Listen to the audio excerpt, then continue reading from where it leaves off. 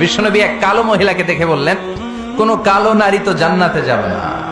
মহিলা কান্না শুরু করে দিল, বলল, নবী এটা কোনো কথা হইলো নাকি? জান্নাতে যাবো না কেন? কালা কি আমি হইছি নাকি? কালা আমারে বানাইছে কে? আবার ধলা আমনেরে বানাইছে কে? তিনি বানিয়েছে, তো আমার দোষ কি? ওই মহিলা কান্না শুরু করে দিয়েছেন, নবী আপনি বলেছেন 4টা কাজ করলে জান্নাতের 8টা দরজা খোলা সব নারীদের জন্য। 1 হলো যে নারীরা নামাজ পড়বে, 2 হলো রোজা রাখবে, 3 হলো স্বামীর কথা শুনবে, 4 হলো পরকিয়া না করে সতীত্বের হেফাজত করবে। 4টা কাজ করলে জান্নাতের 8টা দরজা খুলে দিবে কে? ও নবী আমি তো 4টাই করি, কেন জান্নাতে যাব না আপনি বলেন? বেজায় কান্না, কান্না করতে করতে মহিলা অস্থির। বিশ্ব নেই বললেন, থামো, আরে এত কেঁদো না, কেঁদো না, আমি তো মজা করছি।